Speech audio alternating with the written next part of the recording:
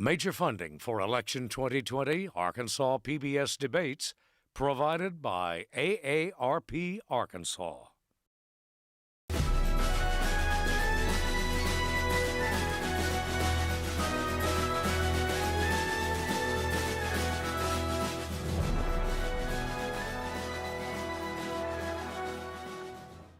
Hello again, everyone. Thanks very much for joining us for the fourth and final program in Debate Week here on Arkansas PBS. At this hour, the campaign for the U.S. Senate. Appearing as the Libertarian Party candidate, Ricky Dale Harrington, Jr.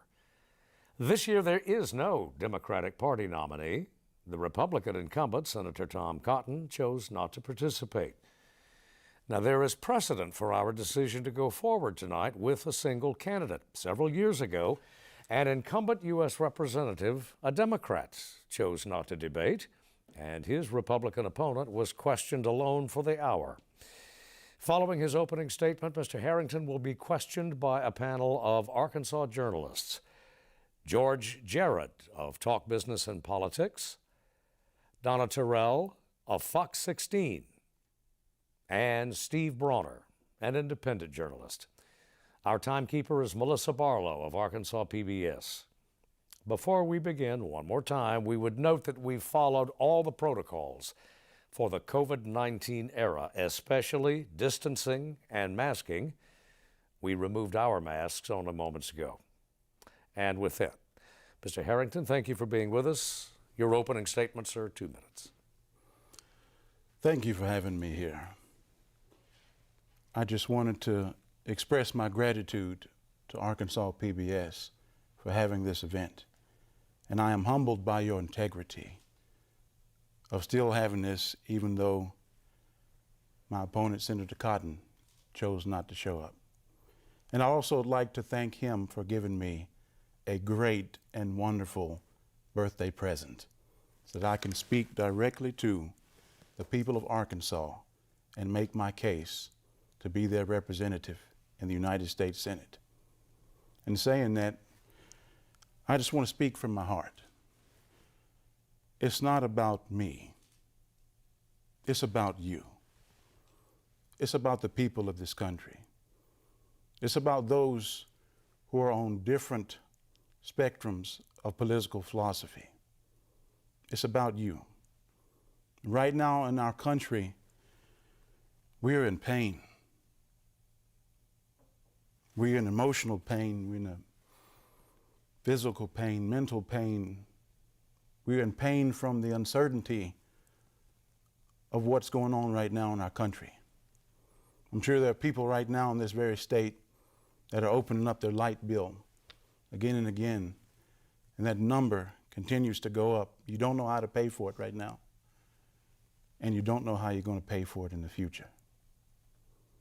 I want you to know that I feel your pain.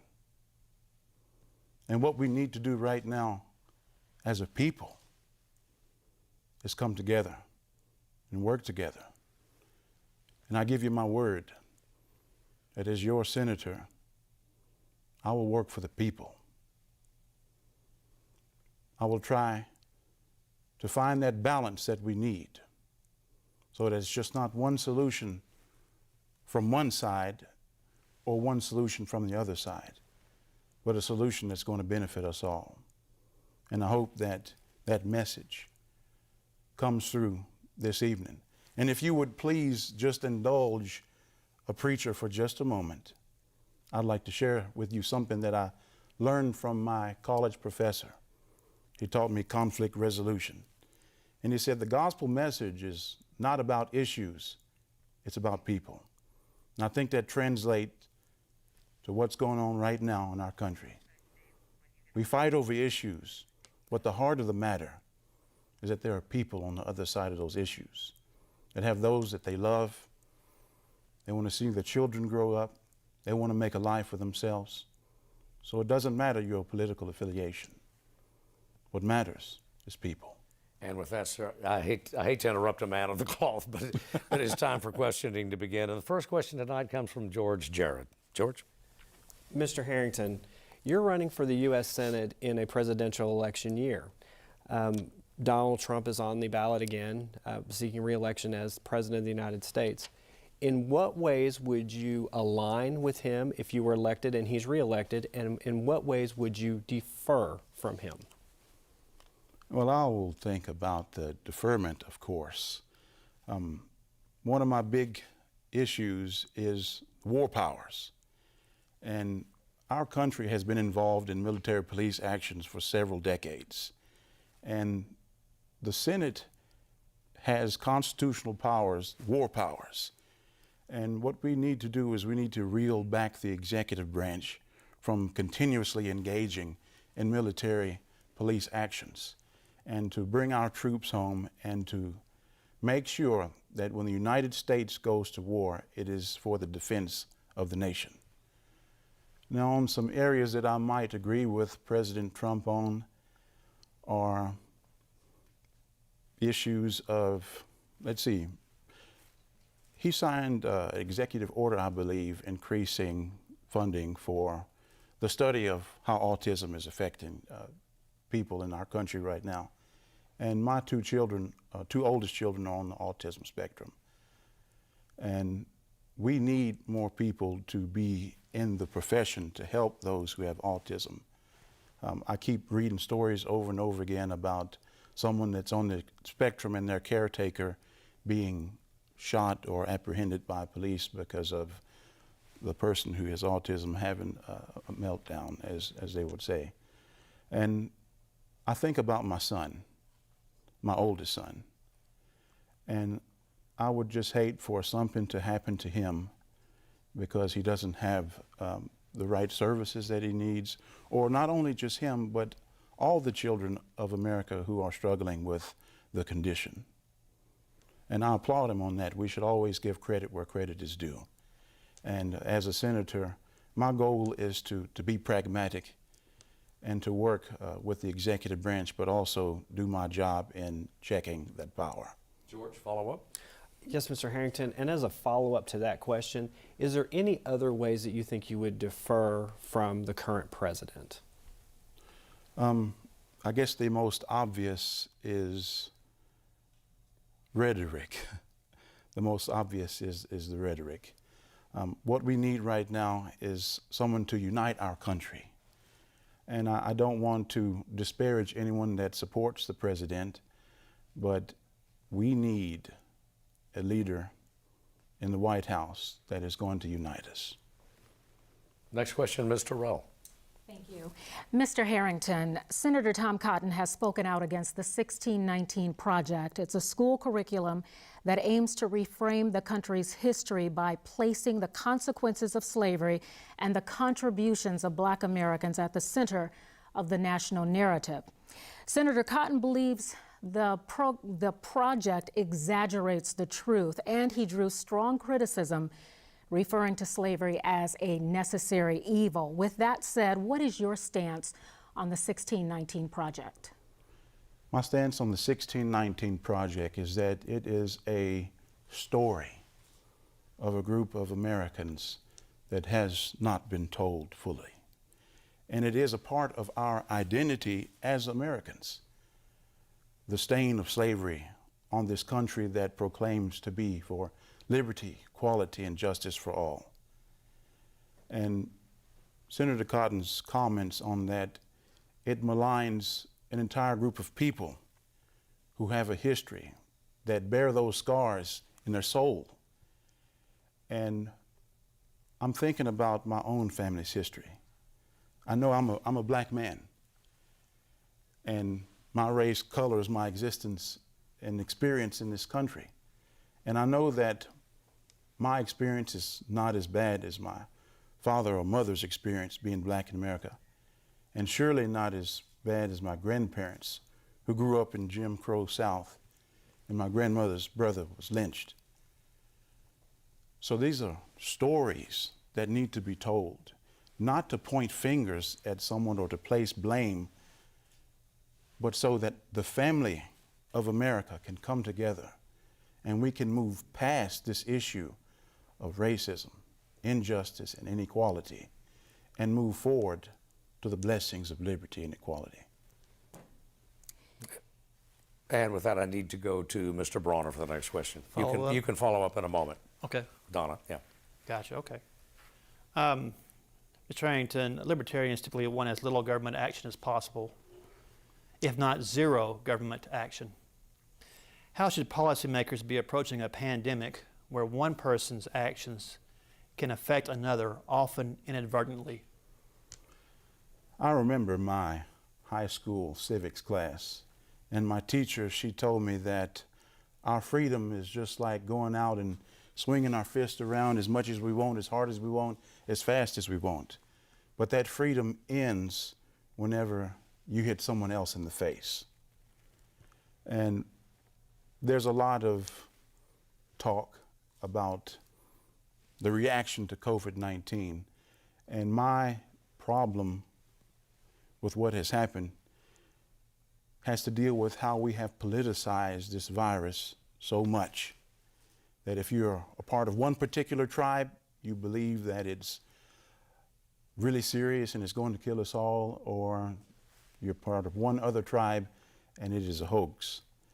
And I feel very disturbed by that, because how can we as a people know that something is harming other people, go to our echo chambers, and not see the hurt of others? Now, to address your question of government involvement in this, is a tricky situation because the Constitution binds the government on what they can and what they cannot do. And we should take a look at this as a serious issue that is affecting the lives of people. And sometimes we have to galvanize together to tackle this, but we have not been given the chance because it has been so highly politicized. Back to George Jared. Mr. Harrington, obviously your opponent, U.S. Senator Tom Cotton, has a lengthy record in Congress and in the U.S. Senate. Could you tell us one or two things that he's done or said that you vehemently disagree with? Well, the number one thing, of course, is his statement on America's criminal justice system, that we do not have an over-incarceration problem, but we have an under-incarceration problem. And the United States holds almost 25% of the world's incarcerated population. And the state of Arkansas has one of the highest incarceration rates per capita. Not the number one, but is surely in the top 10 in our nation. And I was a former employee of the Arkansas Department of Corrections. I started working as a chaplain and later moved up to another position where I was overseeing the programs to help rehabilitate men. And our criminal justice system has been monetized. And this is the main issue. We know people do bad things and they should be punished for what they have done. But there should be no innocent people in prison. And surely no innocent people should be condemned to death via lethal injection. So Senator Cotton, I extremely disagree with him on our criminal justice here in the United States. Next question, Ms. Terrell. The U.S. Supreme Court is set to hear the case on the Affordable Care Act after the election, and their decision could actually do away with it. Do you think it should be abolished? And if so, what do you think should be the alternative for millions of Americans who would need health care? I personally benefited from the Affordable Care Act. There are a lot of people that benefited from it as well. And then there are people that did not benefit from the Affordable Care Act. And so during the 2016 election cycle, there was a chant to repeal and replace Obamacare. Why not amend it rather than repeal and replace? And we all know how that vote came down. My opinion on it is this, and now we see a movement for Medicare for all. So we have two different opinions going on. My vision is to try to bring those together for something that benefits those who want public health care and those who would like to go with private insurance. We need to work together. Next question, Mr. Bronner. So going back to the earlier question about the pandemic, should there be a national mask mandate, a state mask mandate, or neither? I believe that it should be at the local level. But I do know that the national government, or the federal government, has an obligation when it comes to things like this, when it comes to natural disasters, when it comes to an invasion, and when it comes to pandemics like these. It's within the jurisdiction of the national government through organizations like FEMA to spearhead issues like this.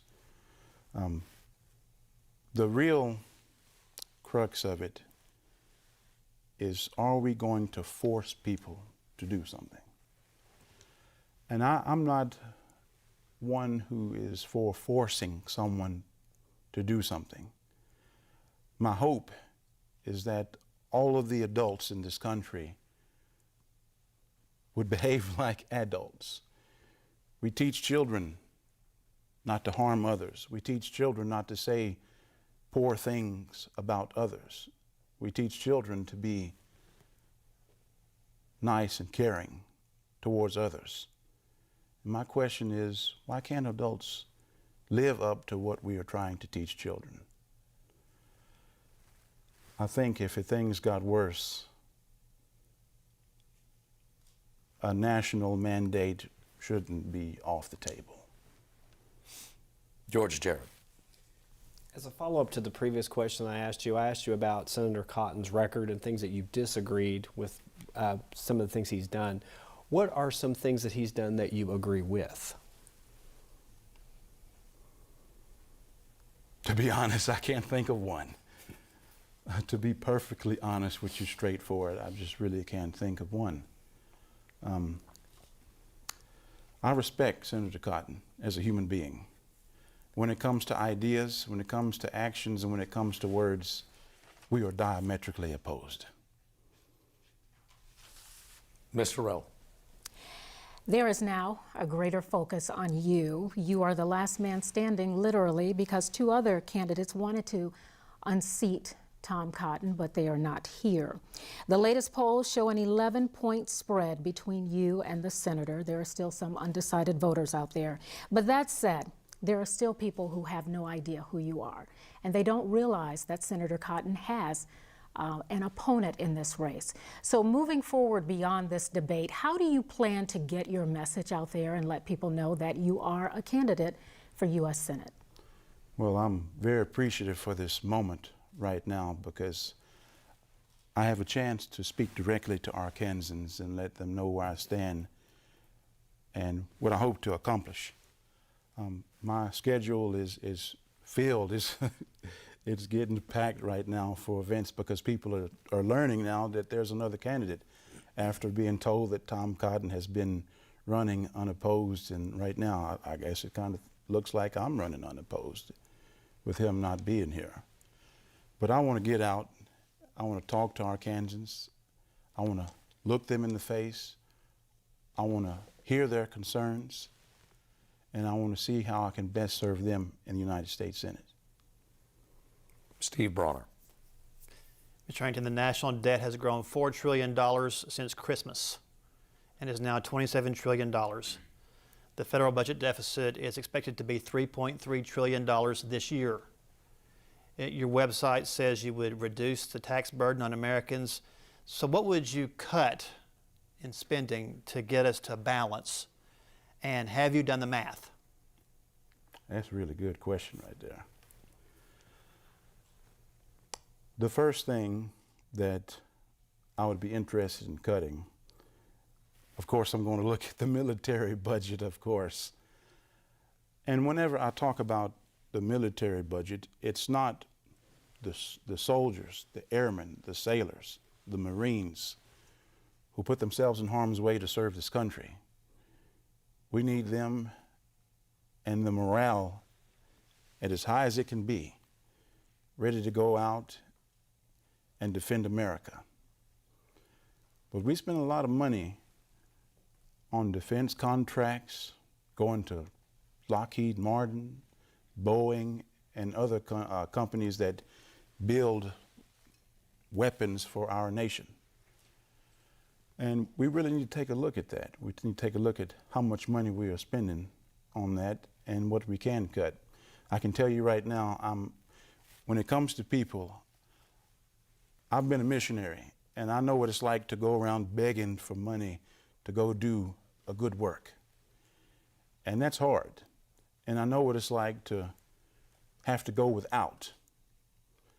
And I'm definitely not in favor of cutting programs that help out people, because nobody is living the high life on $750 a month. Back to George Jarrett. Mr. Harrington, and could you please give us an honest answer about how you feel about your opponent choosing not to come here today and debate you, which is a time-honored tradition in American politics? I'll tell you honestly, I was more afraid of you guys than I was afraid of Senator Cotton. I'm a little disappointed. I was looking forward to looking him in the face and talking about the issues and having an intellectual debate on policy. And it's disheartening. And I understand the political move of it. You don't want to breathe life into your opponent's campaign. I'm a nobody. Nobody knows who I am. I'm a third-party candidate. And for him to show up here would breathe life into it. He's on Fox News, I don't know how many times a week, 2-3 times a week, but he can't come here to address the people of Arkansas? Why would you want to support someone who does that? Mr. Rell. As you know, the country has been divided with protests after the killings of George Floyd and Breonna Taylor and others. Many people are calling for strong police reforms and to defund the police, which means reducing police department budgets and redistributing funds towards social services. As a Libertarian candidate, what is your position on defunding police and police reform? Thank you for that question. My father was a correctional officer. He rose up to the ranks of sergeant, and he drilled into me the scared straight, stay out of trouble. He told me of some of the struggles he had working in corrections. And this is the crux of it. It's not about hatred of police. It's about holding those accountable who have derived authority for the actions that they take whenever they violate people's constitutional amendments and just betray the public's trust. And I want people to hear this when it comes to the word or the phrase, defund the police. In my opinion, it's about reallocating funds. It's about making sure our police departments are not militarized. And I'd like to explain my reasoning behind this. Our military is not deployed domestically to put down unrest, because they are trained to go out and crush the enemies of America. Now, if we had the military out amongst the streets, policing just like our civilian police force, the message that it sends is that the people are the enemy. And whenever our police departments has equipment, just like our military, what type of message is that sending to the people of America? That you are the enemy. And so, going forward, we want to make sure that our police officers are able to come home to their families. We understand that. They have loved ones, as well as me, yourself, and everyone in this country. But there are sometimes you don't need to use the hammer for every occasion. Sometimes you can de-escalate a situation without having to go to that point of violence. And I understand that it might be a tactic to gain control of the situation, to ramp it up to that violent point. But I'd like to see our officers have a little bit more training in de-escalation and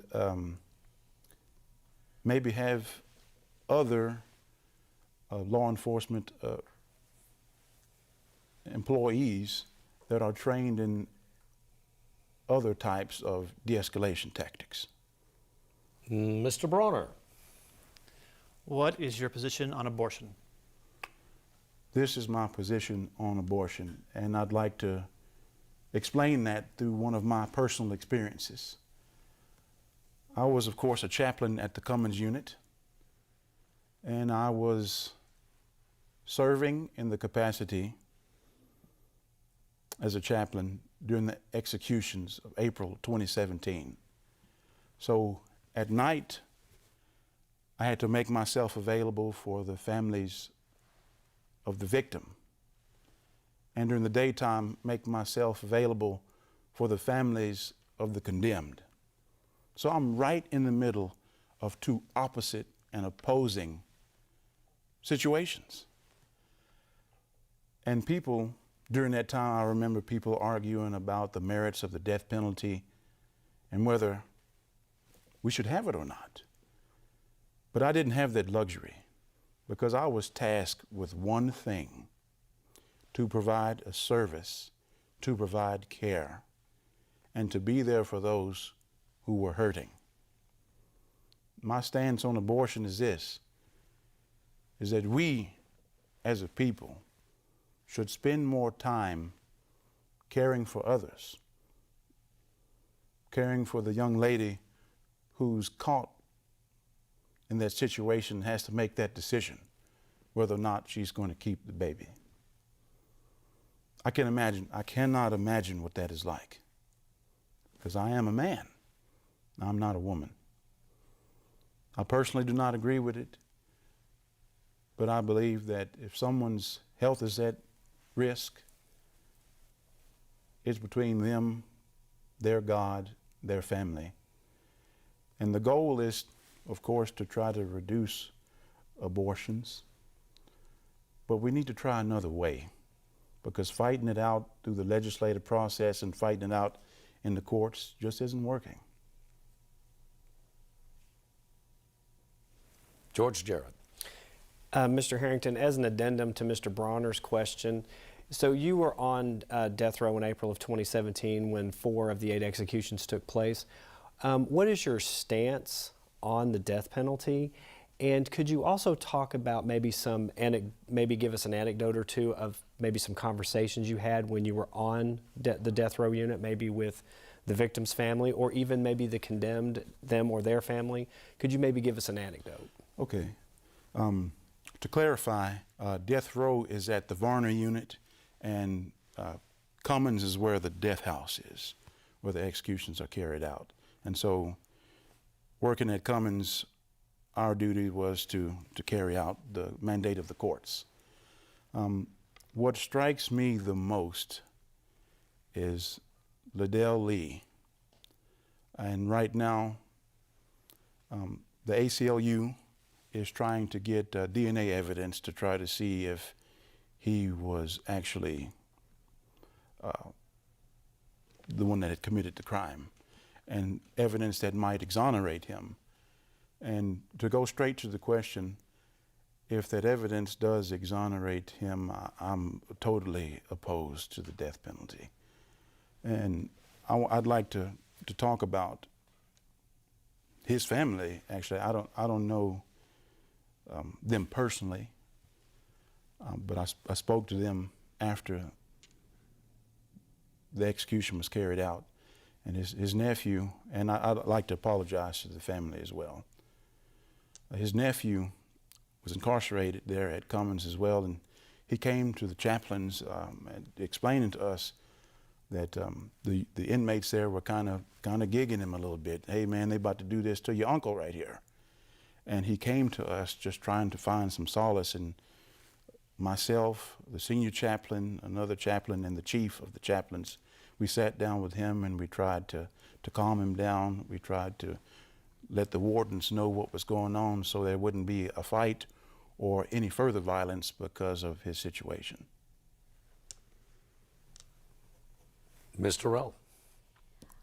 Mr. Harrington, the pandemic is in the forefront of everything. We can't even have this debate without social distancing. Governor Hutchinson has extended the health emergency.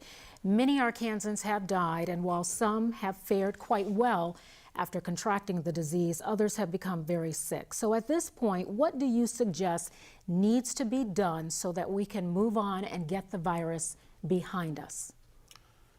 I'd like to make a comment on something right quick. We continue to bring up the number of people that have died from the disease. That is horrible. I couldn't imagine having to say goodbye to one of my relatives in the manner that a lot of Americans have. It's a tragedy. And in saying that, I think the main point is the number of people who have had the disease. We don't consider the economic cost of human suffering. I've had family members and friends that have contracted COVID-19, and they say they do not wish it on the worst of enemies that they have. And what we really need to do right now is to set aside our preconceived ideas, for our government to be completely honest with the people on what's going on with COVID-19. And we can't really come up with a plan if there's no honesty from our government. And our government has an obligation to the people to be forthright, to be transparent and honest, so that we can make decisions for our families, so that we can make decisions for our businesses, and we can make decisions for our schools. But that is what we need. We need transparency, honesty, and a clear path going forward. And until we have that, we're all blind and wandering in the dark. Steve Bronner. If you are elected, you will likely be the only Libertarian in the Senate. So have you thought about what happens if you win? Have you thought about how that would work? How would you get committee assignments? Where you would find staff? Have you thought about winning? Absolutely. Absolutely, I've thought about winning. And for me, the main question I've been receiving now is, if you win, who are you going to caucus with? And the answer to that question is there's no other Libertarians in the Senate, so I will caucus with neither parties and work with both of them. I would try to use my position to, I know I'm just one man. I know that. And human beings have limitations. But I am firmly committed to trying to get us to work together. That is what we need. And if the Democrats in Washington would like to get their legislative agenda passed, we've got to work together. If the Republicans would like to get their legislative agenda passed, we've got to work together. And it is amazing what human beings can accomplish when nobody cares who gets the credit. George Jaron. Mr. Harrington, in this race, you have a Republican opponent, the sitting senator from Arkansas, Tom Cotton, and there are no Democrats in this race. So obviously you're going to have to put together a coalition of Libertarians, Democrats, and Republicans in order to get elected. So there's a big, I guess, a swath of Democrat votes out there, Democrat votes. So could you tell us how you're going to appeal to Democrat voters in the state of Arkansas this election cycle? Okay. Well, I'd definitely like to address my fellow Arkansans who happen to be affiliated with the Democratic Party, that I am committed to you. I'm committed to Republicans, I'm committed to Libertarians, I'm committed to independents, because that is what we need. We do not need an elected official who's only going to represent one particular facet of our population. Mr. Rowe. You mentioned at the beginning of this debate that you have 2 children on the autism spectrum.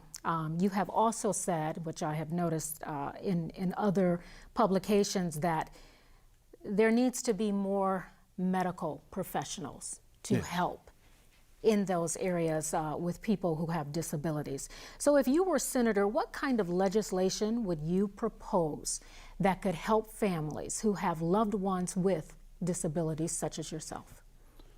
Well, right now, the waiver waiting list for myself, we are above 2,000. And we don't have enough people entering into that profession. And for me, I really have a bone to pick with occupational licensing. We need standards. It's obvious that we need standards. We need to make sure that people are properly vetted. We also need to make sure that they are competent in the jobs that they are trying to do. But if those standards that we have prevent people from entering the job market, we need to reevaluate those standards, or the process, I should say. Well, to be an applied behavioral analysis analyst, you need to have a master's degree. That costs money. You need to have the training and the time to do it before you can practice it. And of course, you need to be certified. Well, we understand this, but is there another way for people to engage in those professions without having to jump through so many hoops? If someone is naturally talented at working with young children, is there a way for us to maybe cut some of the red tape out so we can have what we need? And what we need is people who are competent, who can complete the job, and who can help families. So I am in favor of occupational licensing reform. Mr. Bronner. Who are the political leaders who you admire the most and have shaped you the most? I would have to say Dwight Eisenhower is one of my favorite men of history. He was a very pragmatic man. He was Supreme Allied Commander during the World War II.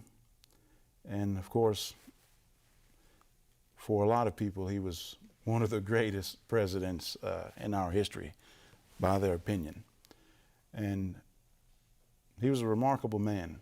And secondly, for me, is Abraham Lincoln. And the reason I admire Abraham Lincoln so much was he endured a lot in his life.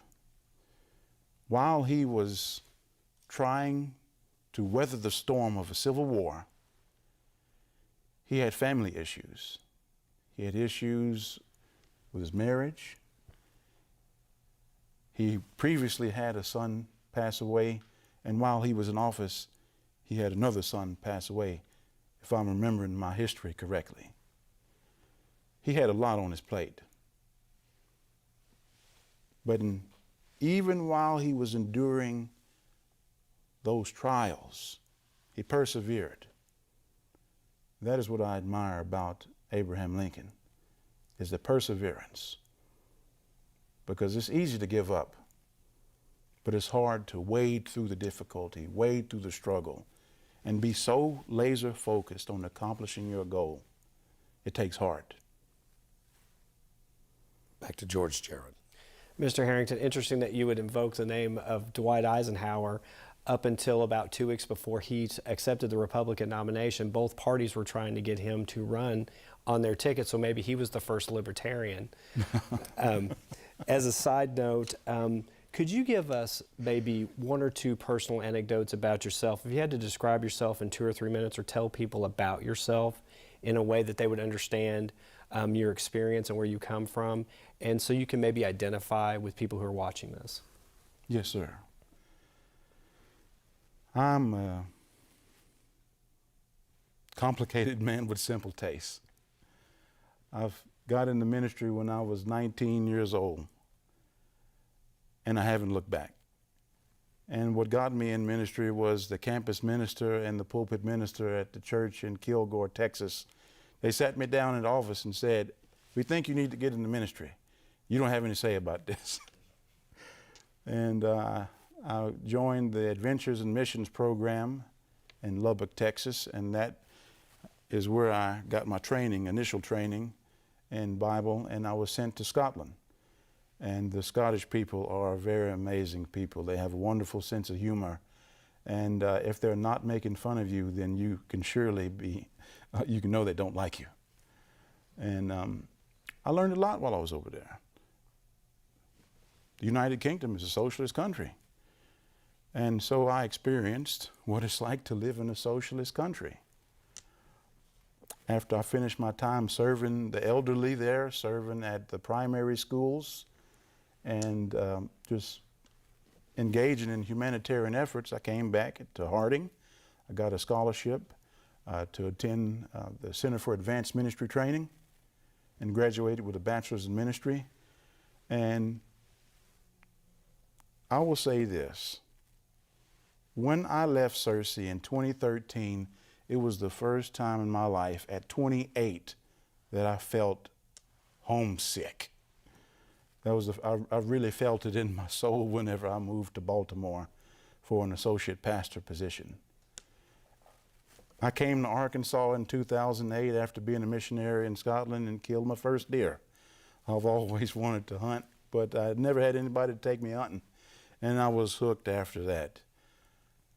Fishing up in Pangburn, I was just blown out of the water that you can catch rainbow trout hand over fist with a can of corn. Ain't no trout fishing from where I'm from in Texas. And one thing that has shaped me tremendously is my work in mission work, my work in Searcy at the psychiatric hospital, that has shaped my opinions and ideas on healthcare, as well as my mission work in the People's Republic of China. And that was some of the most difficult time in my life. And in saying that, I wouldn't change it for the world because of the knowledge and the miles that were put on my soul being there. It was difficult. Just 2 weeks before I left China, a pastor and his wife were bulldozed to death. A lot of people talk about communism in America. Oh, this is communist right here. Oh, that's communist. I think about a moment during my training to become a minister, and we had a classmate, a compatriot, who was from Hungary. And one of my other classmates got to talking badly about President Obama and said, oh, Obama's trying to turn America into a communist nation. And my classmate who was from Hungary, he said, communism? You know nothing of communism. And in reality, how much do we really know about communism? I'm not making a case for communism here at all. I'm saying the preconceived ideas that we have, the words that politicians use to drive up fear in people when there should be no fear. But I can tell you what it's like being in the People's Republic of China. My opponent, Senator Cotton, is always talking about China. He's been the champion for the Hong Kong people who are trying to establish democracy for themselves separate from the People's Republic of China. During the protests, the people of Hong Kong clashed with police because they were trying to get their freedom. But whenever Americans are protesting, what did Senator Cotton say? I'm sure you know what he said. And I'm here to say that that is wrong. People who do bad things, still Americans. They still have constitutional rights. And I hope you hear what I'm saying right now. We do not need a sitting senator to advocate for no quarter on American citizens. Ms. Terrell, or is it Mr. Bronner? Ms. Terrell, I think. Yes, thank you. I want to take you back to something you were talking about earlier. You said that there is not an under-incarceration problem, there is an over-incarceration problem.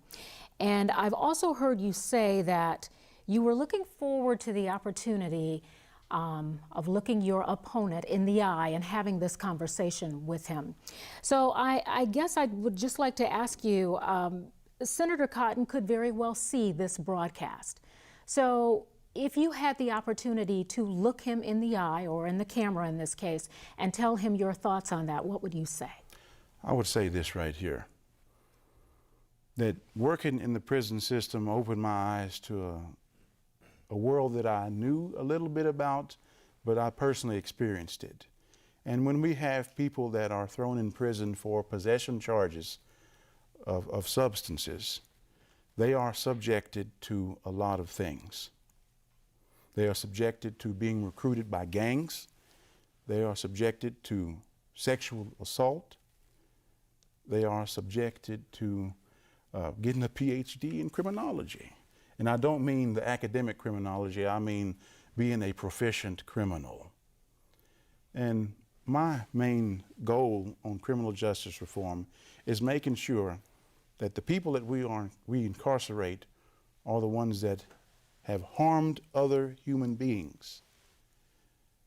We do not need to send people to prison when there is no victim, especially with drug possession charges.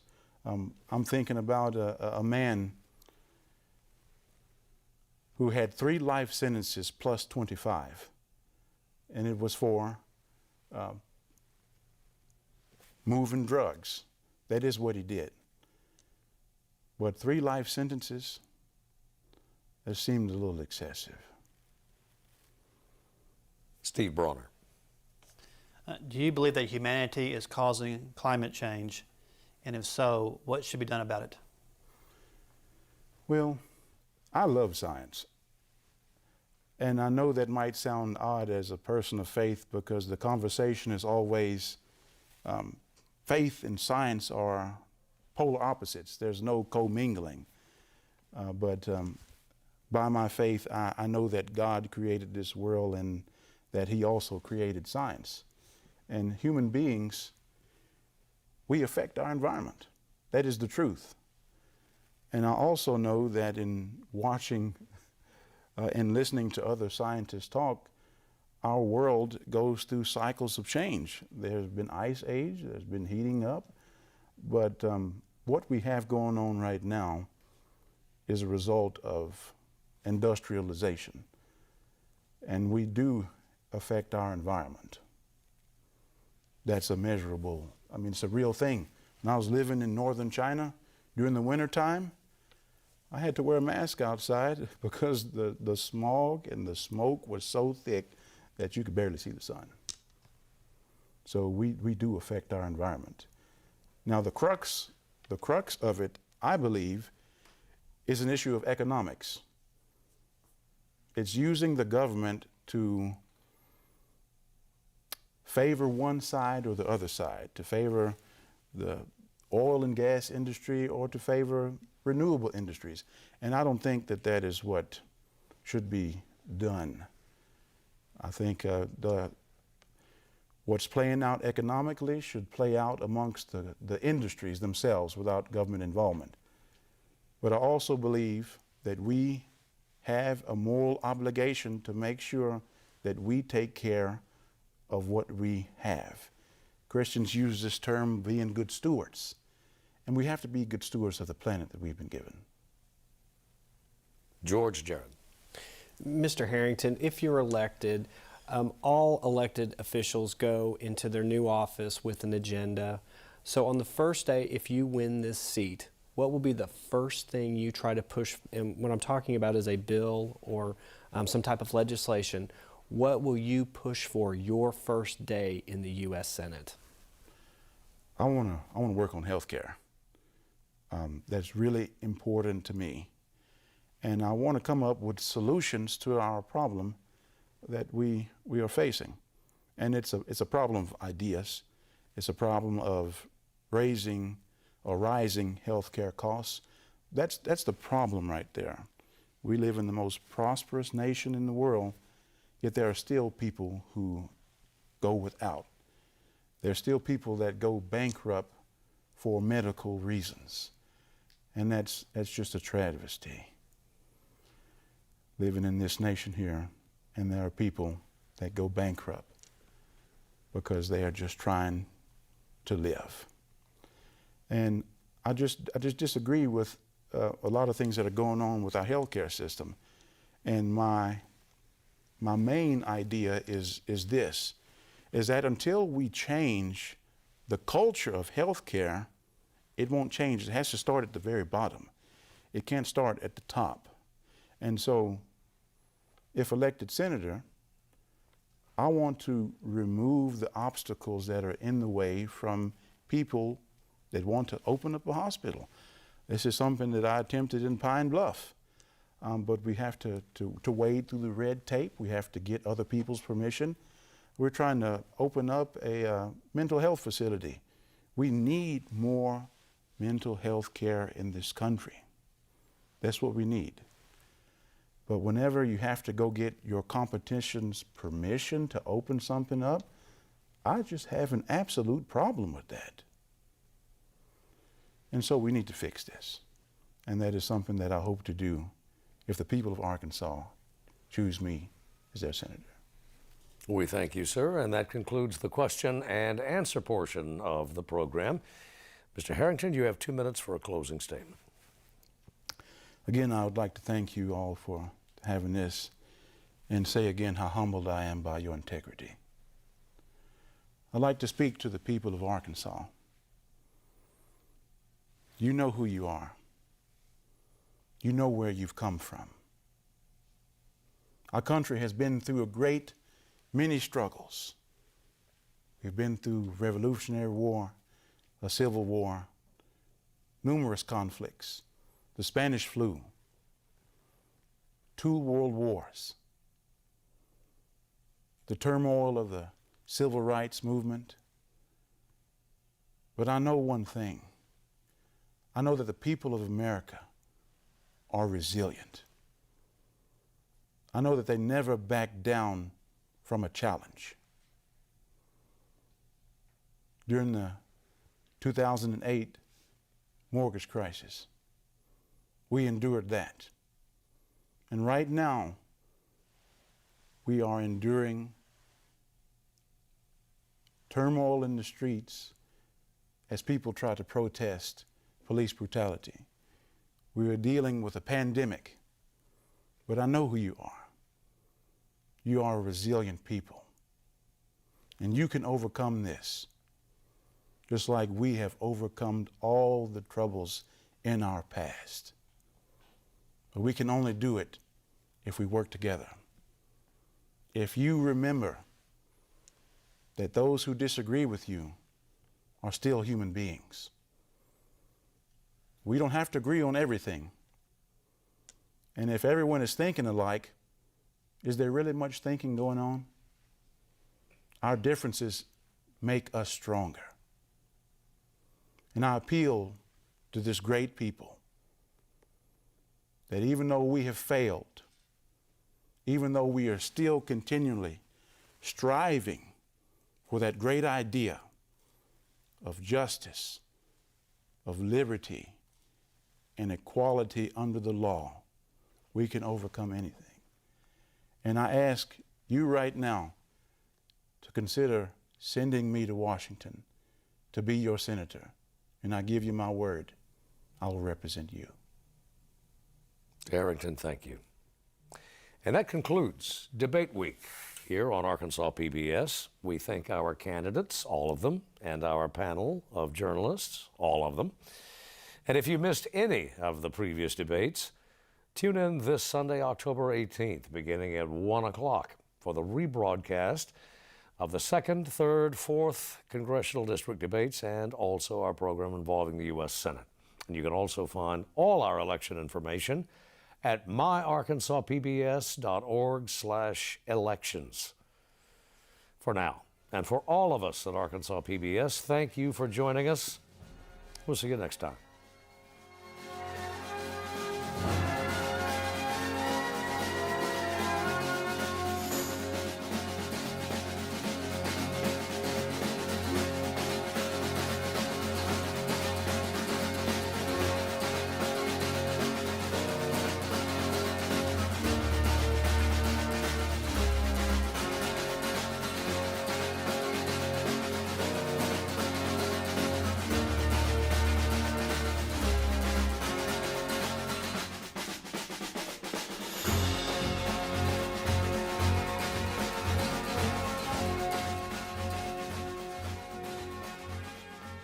Major funding for Election 2020 Arkansas PBS debates provided by AARP Arkansas.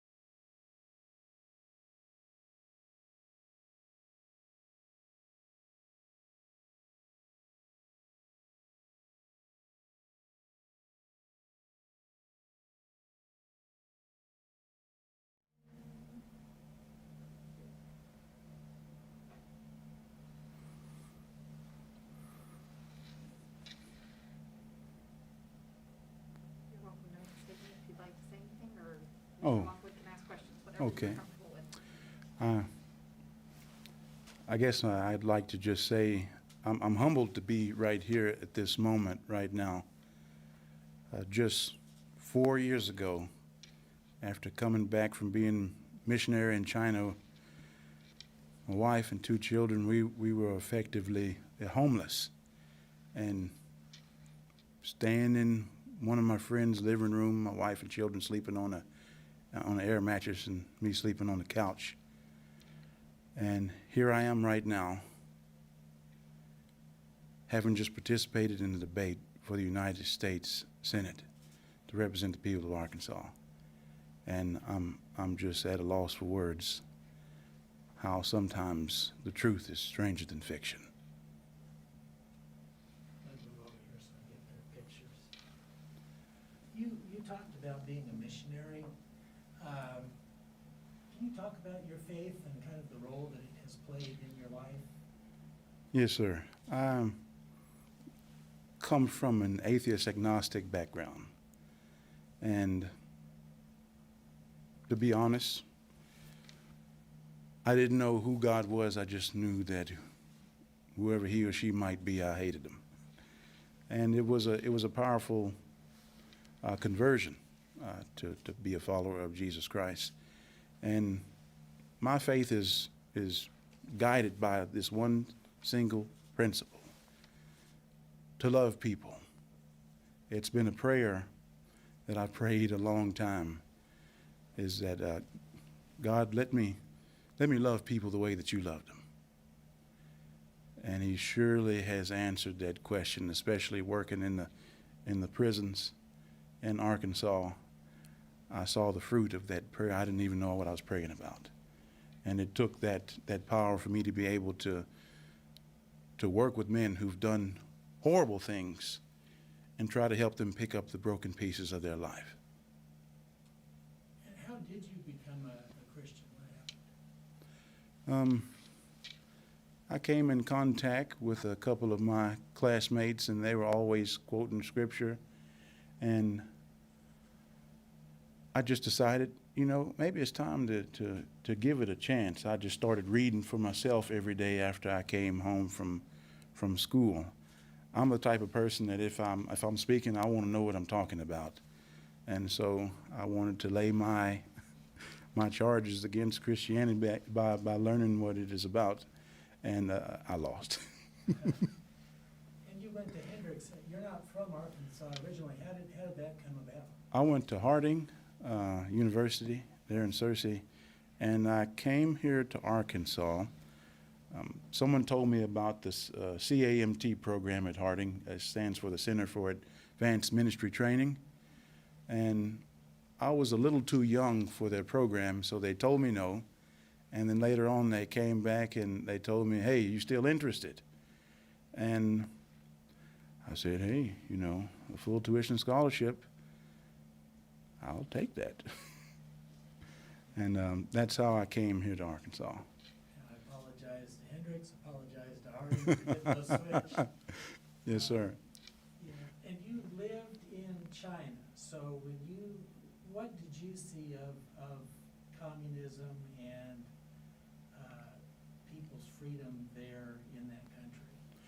Well, the first thing we have to understand, and this is a part of my training in being a missionary, which is you have to understand the culture of the people there before you can reach them. And I mean, that holds true for anybody. You have to understand where people come from whenever you try to reach them, try to help them, because there's a lot of social norms, mores, and other things that go within the culture.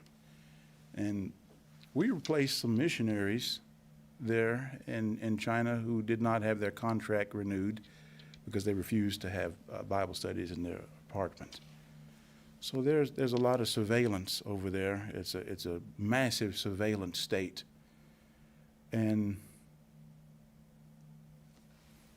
due to the cultural background, it's a very top-down society. The leaders that you have are leaders for a reason, and you don't question the leaders. There were a lot of religious people, Christian, Muslim, that are discriminated against over there. The Falun Gong people were exterminated, kind of like how they're doing the Uyghurs in Xinjiang province. So there's a lot of human rights issues over there, a lot of human rights violations. We were under surveillance. We had to flee one province we were living in to another one. One of my friends who was well connected had told me I was on some police list. If China were to become the dominant power, what do you think it would mean for religious liberty in this world? February of 2016, one of my fellow foreign language teachers was found dead in his apartment. He just passed away he had a heart attack. And I remember him telling me before he passed away that I don't want to live in a world where China is the prominent power. And it's still startling to me to this day for him to say that to me and then pass away later on. You know, their form of government works for them, but to have China impose its standards on the rest of the world would be devastating, especially for the lack of religious liberties that are over there. If you want to be a pastor or minister in China, you have to go to a state-sanctioned seminary. And, you know, people here in America, we always talk about the separation of church and state, which really isn't found in the Constitution. But the First Amendment says that we don't have this establishment clause. The government should not respect any religion or try to abridge the free exercise thereof. And so there in China, it's the state over the church, and historically in Europe, it was the church over the state. Not knocking England or not knocking Scotland at all, but they do have a Church of Scotland and a Church of England. And also in the House of Lords, they have a reserved spot for bishops and other members of the clergy in their parliament. But we don't have that here in America. We don't have a Church of America. And so that's something I love to talk about with people of the church, separation of church and state there. Anybody else have anything? What's the hardest day of your life? Oh, the hardest day of my life is in February of 2016, around the same time when my friend passed away. My son became extremely ill. He was vomiting and had diarrhea pretty severely, to where he became extremely dehydrated. You pull his skin on his little stomach and it would take tens of seconds before it went down. He was in really bad shape. And so we continued to go to the doctor there, and the doctor-patient relationship in China is extremely complicated. We went to a children's hospital, and we waited in line for 2 hours. And when we finally got to the front of the line for my son to receive his medication and injection over there, we were short by 4 renminbi, which is essentially 50 cents. So after waiting for 2 hours, they told us, no, you got to go back and pay that 50 cents. With a child who is extremely sick and suffering from severe dehydration, that was one of the hardest moments of my life right there, because he couldn't drink anything, and he would want to drink, but he couldn't. And I still am reeling back from that. Anytime there's something going on with him, and he is my oldest son, I'm right there because of that situation.